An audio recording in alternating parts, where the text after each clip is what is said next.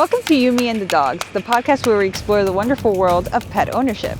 Join me every Wednesday as my guests and I share personal stories, insights, and experiences, of course, with dogs. We are here back in Brooklyn where we used to live, and as a matter of fact, actually we lived over there. look at this statue. You remember this statue now? Yeah. This statue, I even posed with it like this. I was like, right? Because that's about as close as I was going to get to a dog, because I used to be afraid of dogs. And now look at me. Who would have told me? What is it, 10 years later? Now we're walking with our own dog who looks terrifying or could be terrifying, but is just a sweetheart, you know? Uh-huh. Well, it's so nice to be back in Brooklyn. We're just visiting, but And look at all the dogs. this is the walk we used to do. And that's another thing. Like, there wasn't as much dog activity when we used to live here. Yep. Look, there's like literally so many people with dogs. Although they have the sign that says pet-free zone, pee and poop-free zone. I mean, it's just a little unnatural that they Well, don't that's the poop. hard part that I'm seeing. That, like, you know, when we lived here, we were like, oh yeah, New York has some green spots and parts where, you know, would make you feel like, okay, you could sit here, have lunch, what have you. Yep. But now thinking as a dog owner, when we came back, we had serious problems trying to find a spot for Yenko to pee and poop. Well, I think it depends where you are. Yeah. Because the financial district, not so much. Yeah. But Columbus Circle is nice. Well, and Brooklyn is nice. And the thing is that even though they have designated areas that are greenery and have things like that, you really don't. They all have signs that you can't poop in it, or you can't use it, you can't allow pets on it or anything. I don't care. I'm gonna poop. If he wants to poop there, he's gonna poop there. Well, you got to get to that point. I mean, because what else can you do?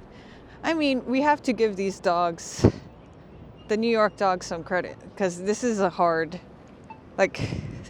Yeah, This you is- literally got to pee and poop on the concrete, which that's another thing. I think, you know, since Yenko's not used to that, it took him a little while, but he's starting to get acclimated to that. So before he was like, you know, we've always trained him not to pee or poop on concrete or anything like that, or on columns or on things like this. It's always just on patches of green. But slowly he has learned, and that it's really cold too. He has learned that in the moment that he has a chance, he's going to go and pee. And then also when we first got here, it was raining pretty badly. Oh, so it rained the whole day. So since it rained the whole day, it was really hard to take him outside to pee. What luck we had. Yeah, no, it was a rough one. But a car helped a lot. Ironically, because, you know, like when we lived here, we loved not having a car. Yep. Well, that's the thing. You know, when I went to school, I was taught, you know, especially because I was very interested in public spaces, to design for the public. But as a dog owner, it makes me question, what is the design of the public? Because the public is dogs, the public is cats, the public is people. Right. You know? Right. So. And especially now, ever since after COVID, people now, you know, took on dog ownership more seriously. And now different. What would you say, seriously? Well, that's the thing, right? Like, seriously, to what degree? I think that's where we're starting to see now the problems of what that is. Yeah. Because now people are like, well, I have my dogs. Well, I'm in a tiny little apartment. I need to take them out and play. Where can I take them out to play? And there's not really too many places to do that. And then even just the basic necessities, that becomes a bit of a nightmare. Difficulty. Look, we're gonna have to rush here. Let's make it happen. No, I don't. No. We're gonna go Come slow. here, stay. Wait.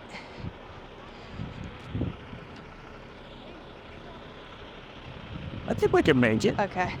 You know, we can make it. Oh, we're gonna stay here. Oh, we're gonna stay right in the middle. Yanks. Wait. Although I have noticed, you know, when you put the red light, they still, you know, the red hand, you still got like a good couple of seconds afterwards. We totally could have made it. We totally could have made it. Now we See, can't. that's the thing. We came out of our No, it's not. No. New York. It's that we have a dog. Well, yeah. What the heck? You saw that I could Before book we used it. to be able to just cross it, no problem. Didn't even think it twice. But now we're like, oh, well, we got to think about Yenko and his necessity. And that's the thing. when we were thinking about this trip, we thought we had all the angles covered. Yeah. Because we thought, no, we lived in New York, we know what it's like, it's fine.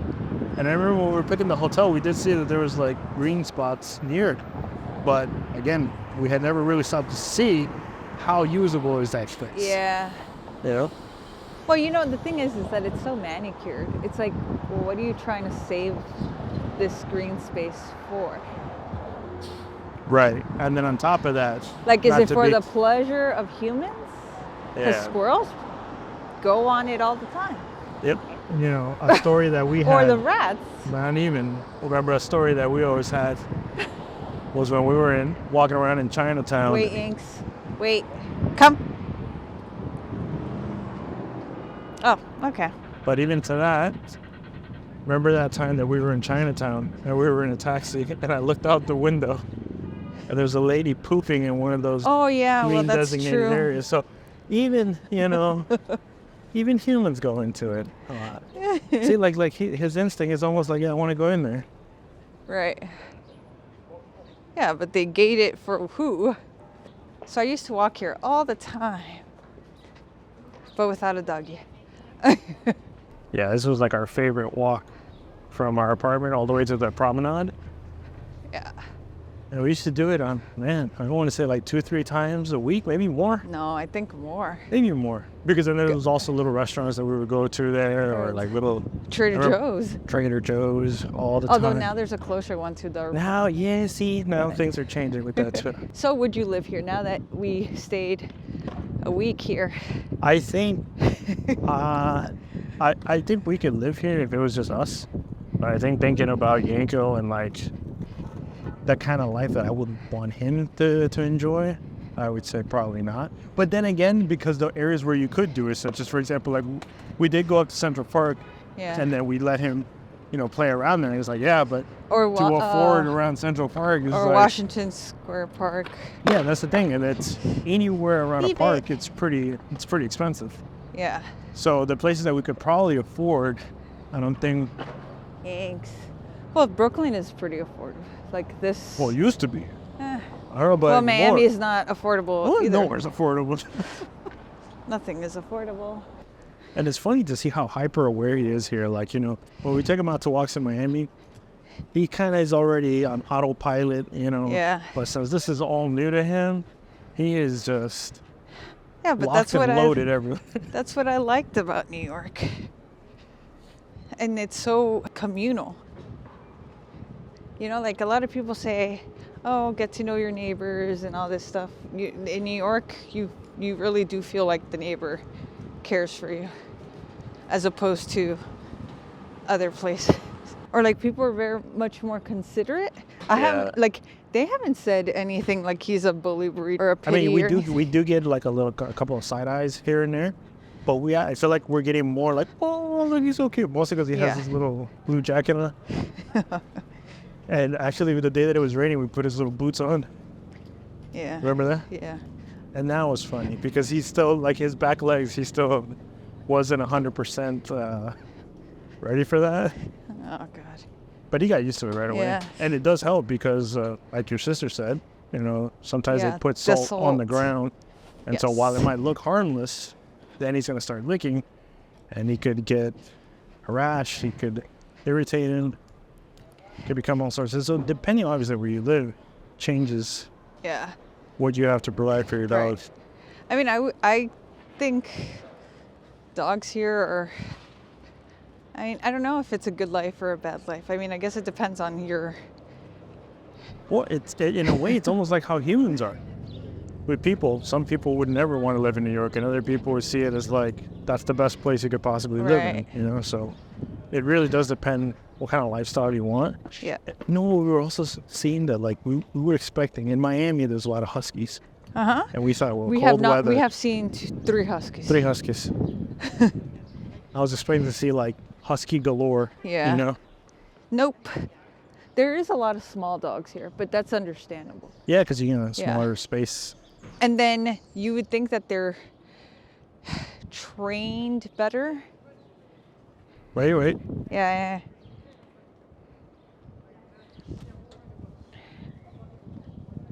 See, so like in Miami, he would not do that. But in a way, we are like training him to do other things then. Oh, jeez. No, but I was going to say is, do you think that the dogs here are trained more or less? It's just a different type of training because of what they're around, you know? I think like they're used to these small confined spaces. They're used to walking in very crowded spaces. Yeah. And they're used to like, they need to pee, poop on concrete if need be, you know? Yeah. And at a moment's notice. So also like when we train Yenko to go potty, we always tell him go potty, but he's already kind of used not doing it in the house. Yeah. Not doing it by No, he the would house. never do it. And He he's would used never to do- like a green patch. But Yeah. here we would have trained him very differently. And then I'm also thinking, like, I mean, we're lucky enough that we live in an area where we can always take him out and he can go and play and run. And Right. we play all different sorts of activities with him. But here, I mean, depends where you live, depends which borough, which neighborhood. Yeah. There's obviously Central Park around here. Prospect You could go Park, to Fort Prospect Greene. Park and Fort Greene. But Yeah. again, it's still small spaces. It's not like it's, well, not Central Park, but like there's Yeah. so many dog owners who are also out there Yeah. playing that it is very, and everything has to be on leash. So Well, there there's isn't really. off-leash hours in certain parks. Oh yeah. Yeah, there's off-leash. So, like, Central Park has off-leash hours. You know, I mean, imagine you have a dog that doesn't like other dogs. You just got home from work. You're trying to walk them.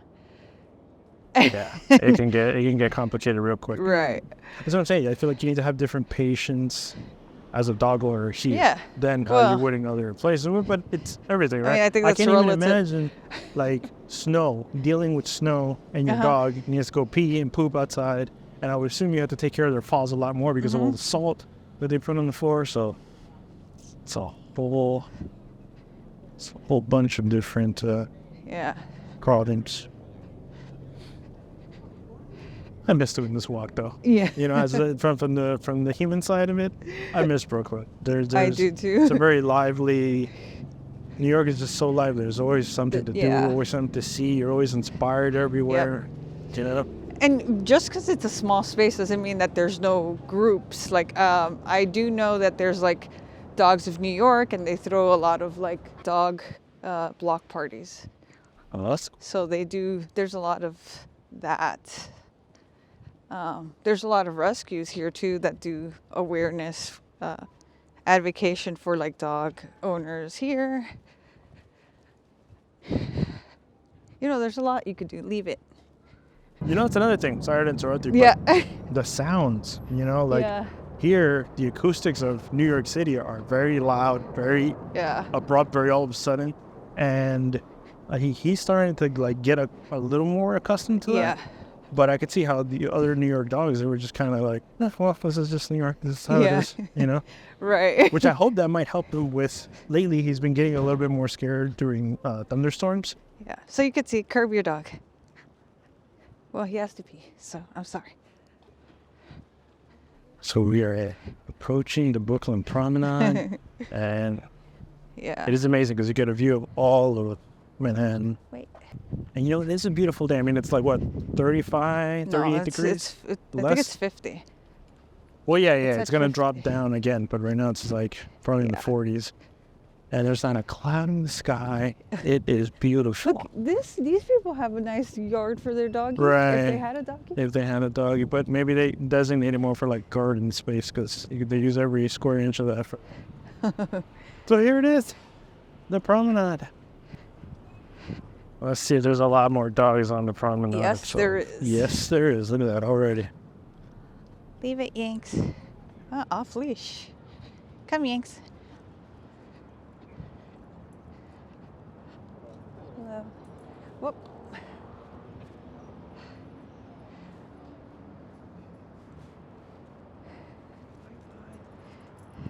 Wait, Maddie wants to say hello to you. Oh, I know. That's a good smell spot. Whoop. Oops, sorry. No worries. Thank you. You have a good Have one. a good day. So this area has a lot of walkability. And then there's the Brooklyn Bridge Park down there. Yeah, there is a lot of dogs. That's what I'm saying. When we used to do this walk, it was just, just people. You hardly saw dogs. I mean, I don't remember. I remember it wasn't too many dogs. I can't. I don't recall. Maybe also it's like peak hour right now. You know? Right.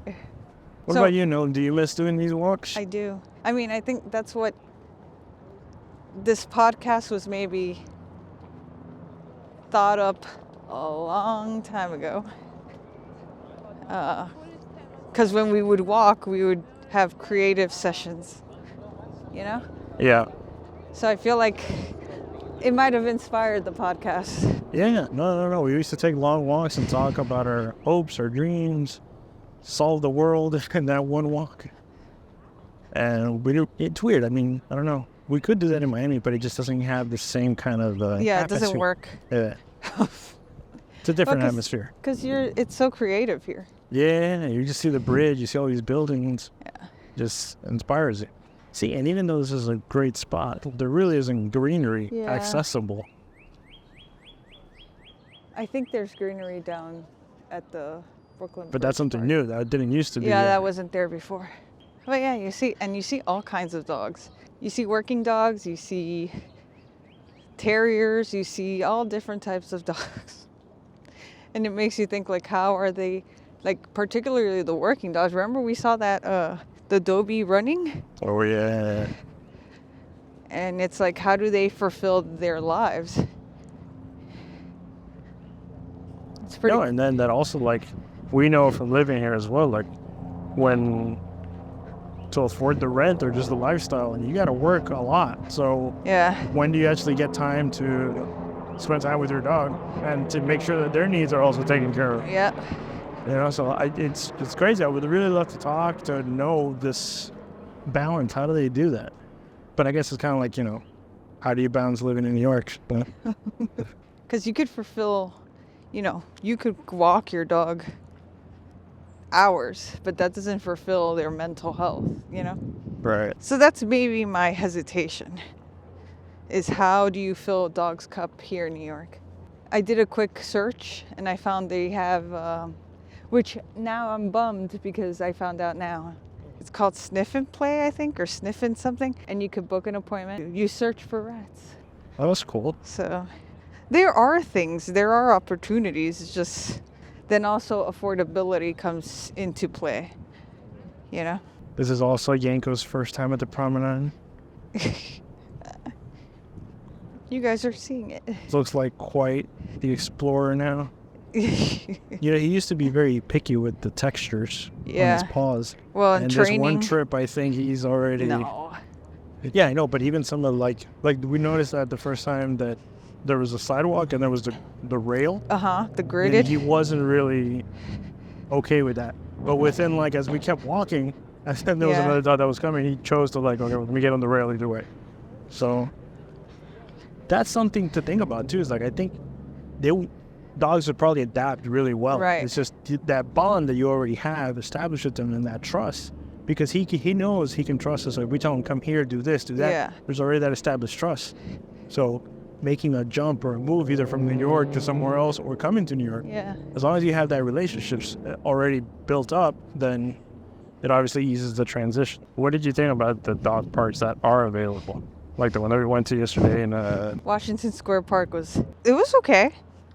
And the people were pretty aware of their dogs, except for that one dog. I thought when I was looking at it from the outside of the dog parks, it was just crazy because there were so many dogs. Yeah. In a very small amount of space. And yet, but everybody was getting along. You Everything have to be cool. careful because one bad one, and then like it can turn crazy. Or real one quick. Misunderstanding. That's and all I saw that takes. they did this fun game where it was like one golden retriever that he just got the ball and just started running around, and then all the dogs were following him. But since there was like 20 dogs in a very small space, it just was like crazy.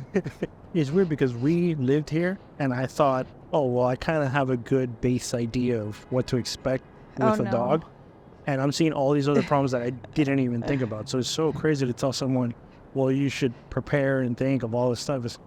You almost have to just know that when it's coming, it's going to come with an avalanche of problems. And you just stay patient, stay calm, And because your problem energy, your energy is going to transfer over to your dog. I mean, it's like living here in New York. There's things that you think work one way, and then once you live here, you realize it doesn't work that way. But you adapt and you learn. Mm-hmm. And then if it's meant for you, it's meant for you. And it can be a really satisfying lifestyle. Yeah. That was the only other thing too that I was like, I love going to museums and movies and stuff, and I don't know how much you could do that, to what frequency, right, when you have a dog and you care about them, and you want to spend time with them. It's just trying to figure out what's the best place for a responsible dog parent to live in. Yeah. What do you think about traveling with Yenko? What was that like? It's a bit of a, how do I say it? So he's a trained service animal, right?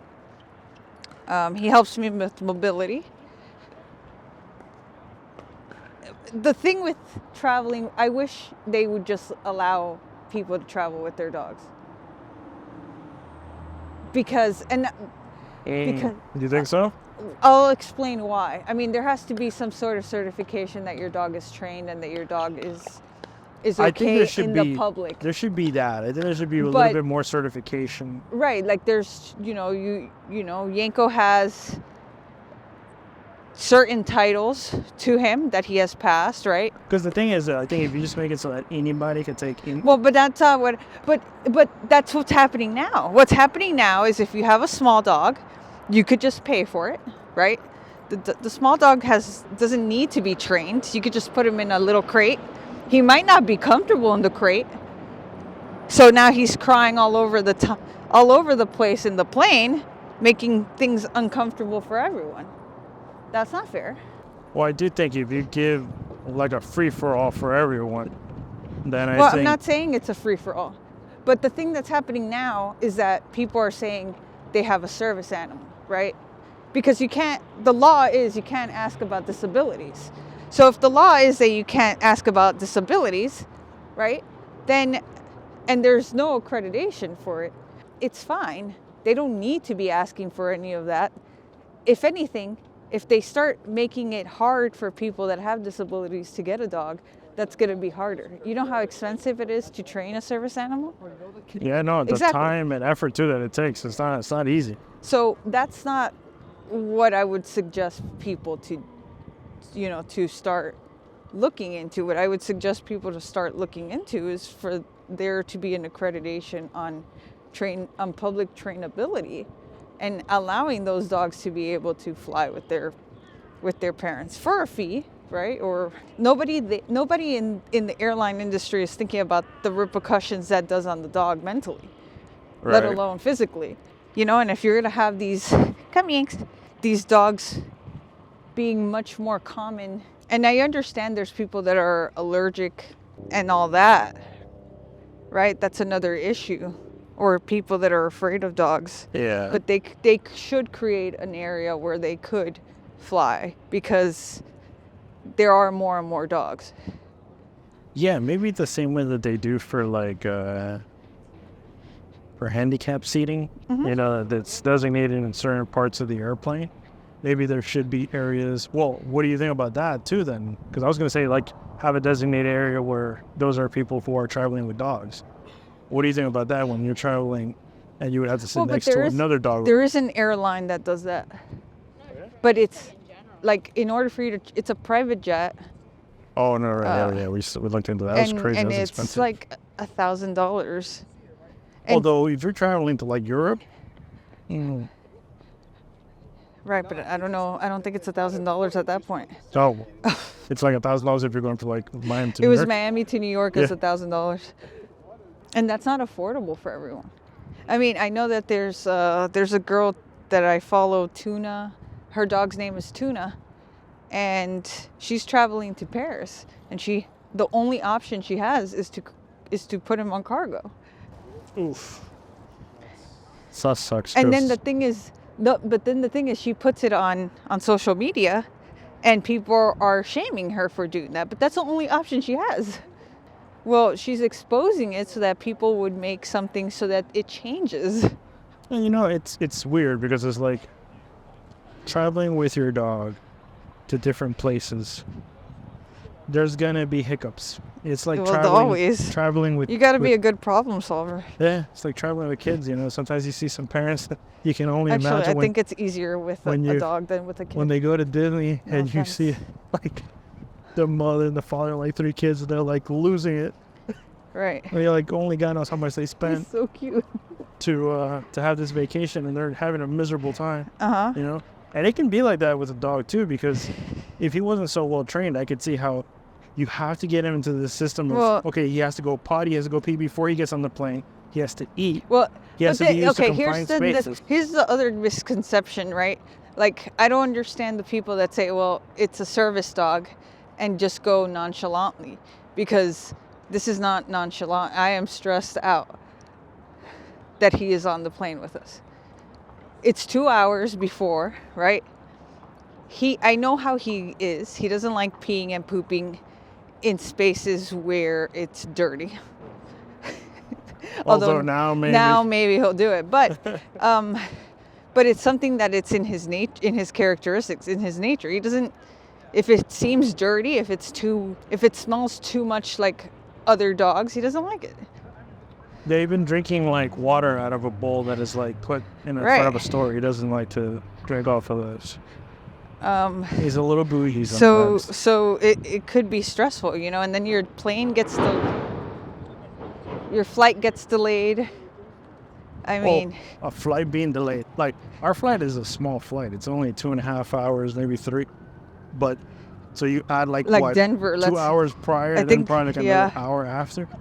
That was our biggest stress that we were thinking. If we get put on the tarmac, and like they just can't put the plane in, because it's not just getting into the plane. But that's what I'm saying. The duration it's of like the flight. This is not an easy thing. Yeah, it's a privilege. Like there was one episode that forget who was the guest. She said, you know, having a dog. Maisie, yeah. Yeah. And Maisie said that it was a privilege that we have to travel with dogs and things like that. So it is a privilege. Yeah. But to the same degree, there's other privileges that we have, and we just have to kind of figure out what's the best way so that other people as well don't feel like their rights are being inhibited. Yeah. Because, you know, if I was afraid of a dog, or if I was allergic to a dog, I'd be like, oh shit, why is this happening? Right. Or like, I guess when you're sitting on a plane and on a flight, you paid for it, right? Right. You paid for it. A lot of times, a lot of people think like, oh, I get to sleep, or oh, I get to catch up on whatever it is that you're trying to catch up on. And this is really nice to run. Well, but see, that's what I'm saying. I would like, assume. As far as like living in Brooklyn, for example, you are within, at least if you're in downtown Brooklyn, you are within distance of this. Yeah. So you could do a lot of different activities with your dog here. So it's just really knowing, you know, your needs and your dog's needs, and finding the best way to make it all work. Yeah. Even Yenko eats raw. And so that was the thing when we were traveling, like how we're going to feed him throughout the travel. I would think it was easier now coming to New York, but actually it was actually harder to travel here than it was on the road trip. Yeah, on the road trip you managed to get a lot of different spots where it was like, you almost wish you could just always source it from them. Yeah. Right? Well, I used Huntaway, and then whatever we would find locally. I mean, but you also have to remember we went to Texas, so.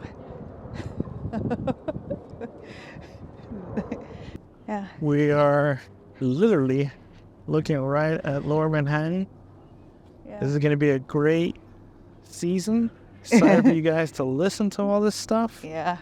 And good to be in New York, but I don't think we're going to live here again with Yenko. That's not, what do you think?